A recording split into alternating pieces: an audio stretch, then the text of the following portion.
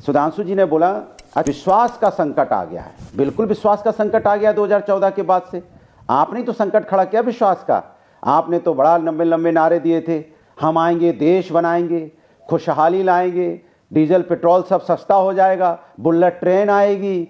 अब सब लोग खोज रहे हैं डॉलर के मुकाबले रुपया मजबूत हो जाएगा, वो भी सब खोज रहे हैं कहाँ मजबूत हुआ और कमजोर हो गया। बुलेट ट्रेन पता नहीं कहाँ चल रही है, खोज रहे हैं हम लोग। स्मार्ट सिटी बनने की बात थी, क्यूटो बन रहा था, वहाँ पता नहीं क्यूटो कहाँ है, हम खोज रहे थे, गए थे, बहुत देर तक खोजे, कुछ पता नहीं चला। टूटी फूटी सड़कें तो जरूर मिली।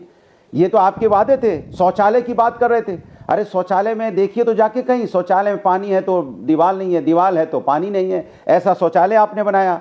किसान की आप बात कर रहे थे, किसान खुशहाल होगा। किसान तो जब से आप आए तो बेचारा धरने पे बैठा है, और धरने पे बैठे बैठे कितने किसानों की मौतें हुई हैं ये आप भी जानते हो, मैं बताने की जरूरत नहीं है। महिला सुरक्षा की बात करते थे, महिलाओं के साथ क्या हुआ इस साल में आपने देखा होगा, चाहे पहलवान महिलाएं हो, चाहे मणिपुर की हो, चाहे हाथरस की हो, BHU की हो, कहीं की उठा लीजिए, महिलाओं पर अत्याचार तो बढ़ता ही चला गया। आप तो महिलाओं की बात कर रहे थे। देश आगे जाएगा, हाँ बिल्कुल, कर्जा में आगे चला गया। 205 करोड़ का 205 लाख करोड़ का कर्जा हो गया, 55 लाख का था जब आप आए थे। 10 सालों में आपने 205 लाख करोड़ माने 55 लाख करोड़, 155 लाख करोड़ आपने बढ़ा दिया। ये आपने उन्नति जरूर कराई। हाँ, एक विकास आपने किया है, एक विकास किया है आपने नफरत का, तेजी से विकास किया है। और आपकी सरकार अच्छा काम करती है, क्योंकि सरकार को सरकार होके वो आलोचना करती है, बस इसको आलोचक सरकार बोलते हैं। शिकायती सरकार है आपकी, विश्वास का संकट आपकी सरकार पे हमेशा। ये खुद की प्रशंसा बहुत करती है, जैसे आप अभी कर रहे थे, खुद की प्रशंसा, दे दनादन प्रशंसा, दे दनादन प्रशंसा। अरे जनता देख रही भाई, प्रशंसा किस पे कर रहे हैं भाई? यहाँ तो लोग 80 करोड़ लोगों में लाइन लगा दिया, 5 किलो चावल 5 किलो आटा में, और प्रशंसा के तीर बांधे जा रहे हैं। वाह भाई, हिम्मत की दाग देनी पड़ेगी, इसके लिए आपको बधाई। माने कमजोर पिच पे क्या बैटिंग करने आते, बोल्ड होने के बाद ही बैटिंग कर रहे हैं। अरे कह रहे सुधांशु जी विकेट उड़ गई है, बोले नहीं उड़ी है, आप नहीं समझ रहे हो, विकेट नहीं उड़ी है, हवा से गिरी है, हवा का जोर था, ये हवा से विकेट गिरी है। अंपायर देखो आउट नहीं दे रहा है, अंपायर को भी कंफ्यूज कर देते हैं। अब अंपायर भी कंफ्यूज है, अंपायर थर्ड अंपायर से पूछ रहा है विकेट कैसे गिरी है, बॉलर कह रहा है भैया विकेट बोल्ड हो गए, वो कह रहे नहीं हवा से गिरी है, तेज हवा आई है, ये पूरब से आई थी, पश्चिम की तरफ जा रही थी, पश्चिम से आई थी, उत्तर की तरफ जा रही थी, उत्तर की तरफ थी, दक्षिण तरफ जा रही थी, दक्षिण से आई थी, ऊपर से नीचे से सब कंफ्यूज हो गए भैया हवा आई किधर से थी। ऐसा उन्होंने माहौल बनाया, लोग सोच रहे हवा आई है कि नहीं आई है। मुझे समझ नहीं आ रहा, मैं पूछता भारत देख रहा हूं कि मैच की कमेंट्री सुन रहा हूं। चल रहा है कि हवा किधर से आई है, बोल्ड आउट होने का फैसला नहीं आ रहा है। सुनिए मेरी बात पूरी हो जाने दीजिए। उसके बाद उस चर्चा में लोग खो गए, असली बात भूल गए कि बोल्ड हुए थे कि नहीं। इनके समय में संभल जैसी घटनाएं हुई, कासगंज जैसी घटना हुई, मणिपुर जैसी घटनाएं हुई, बाद बाकी तो मैंने आपको बताई है कितनी सारी। तो सवाल उठता है सुधांशु जी, आप अपनी बात को ऐसे बताते हैं जैसे अपनी कमजोरी को इतनी तरह से आप इतने तरह तरीके से बचाते हैं, ये अब भूल जाते हैं कि देश की हालत क्या आज की डेट में, क्या हालत देश की आपने बना के रख दी है। एक उठता हुआ देश, जहां देश आगे बढ़ रहा था तेजी से, और आपने कल भूखमरी के 127, अगर देश देखा जाए तो 105 पे आप खड़े हो, और आप कह रहे हो हमने वर्ल्ड में तेजी से ग्रोइंग, और हम चौथे नंबर 5वें नंबर पे पता नहीं कितने पे चले गए भाई। भूखमरी फिर कैसे आप 105 नंबर पे जरा बता दी इंडेक्स में। ओके, कैसे आप यहां सुधांशु त्रिवेदी इस काउंटर, उसके बाद पंकज जी आ रहा हूं सर। इंडेक्स लाते। ओके अनुराग जी, मैंने आपको एडिक्वेट टाइम दिया, पहले दिन ऐसा मत करिए। मत देखिए, गांव-गांव जाइए, घर-घर देख लीजिए, लोग बच्चे बेरोजगार बैठे हुए कहीं। ओके माय एवरग्रीन, पड़ोसी को देख लीजिए, अपने रिश्तेदारों को देख लीजिए, नातेदारों को देख लीजिए, हर व्यक्ति बेरोजगार है। आप पीएफओ खोजते रहते हैं, हर व्यक्ति बेरोजगार, हम भी जानना चाहते हैं कहां रोजगार है। आप एक एप्लीकेशन निकालिए,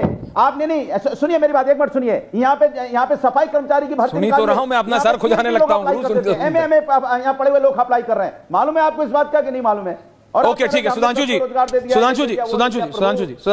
वो कह रहे हैं कुछ देश में, ठीक, पंकज जी को भी लाइए, संजीव झा जी को भी ले, वो कह रहे हैं देश में कुछ अच्छा नहीं हो रहा है। अनुराग भदौरिया कह रहे हैं 24 में कुछ अच्छा नहीं हुआ, 25 में आप ठीक कीजिए, हर आदमी बेरोजगार है, अनुराग भदौरिया कह रहे हैं।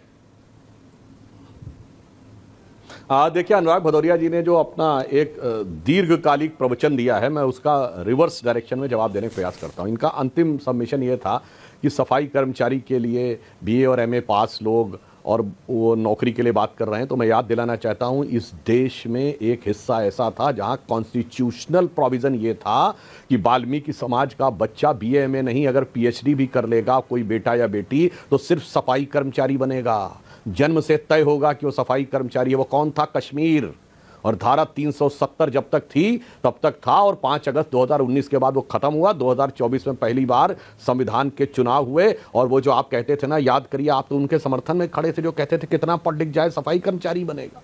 अब मैं दूसरी बात बताना चाहता हूं, इन्होंने अपनी बात की शुरुआत की थी कि टॉयलेट में दीवार नहीं है, दीवार है तो पानी नहीं है। अब पता नहीं आप कौन सा टॉयलेट जाके देखे जिसमें दीवार नजर नहीं आई। बगैर दीवार के तो शौचालय बन नहीं सकता। हाँ, पानी नजर नहीं आया, हाँ ये हो सकता है कि आप किसी ऐसे बाथरूम में चले गए हो जहां टोटी ना हो, वो समझ में आ सकता है, मगर पानी नहीं है और दीवार नहीं है, ये थोड़ा समझना मुश्किल काम है।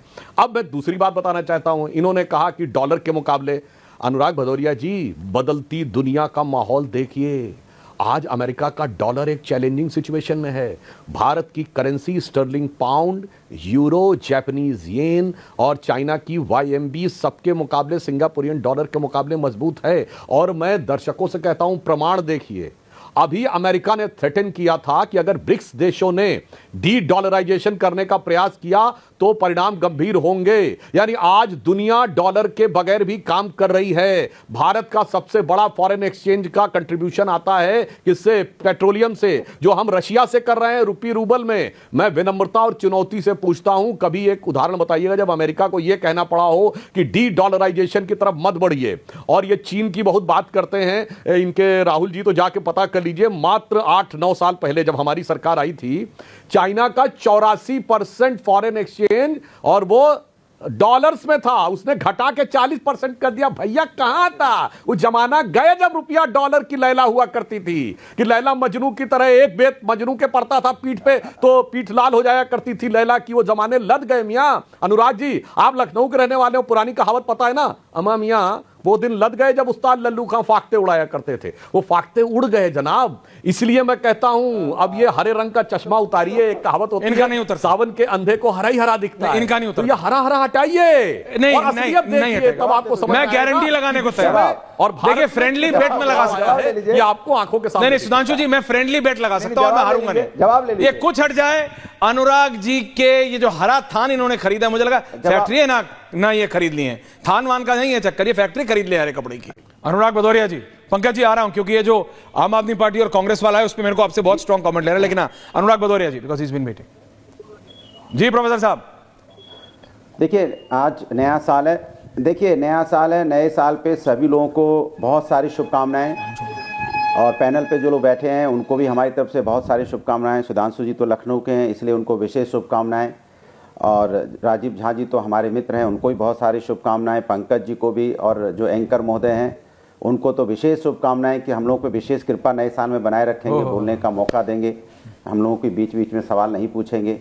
ऐसी उनसे आग्रह करते हुए मैं अपनी बात शुरू करता हूं।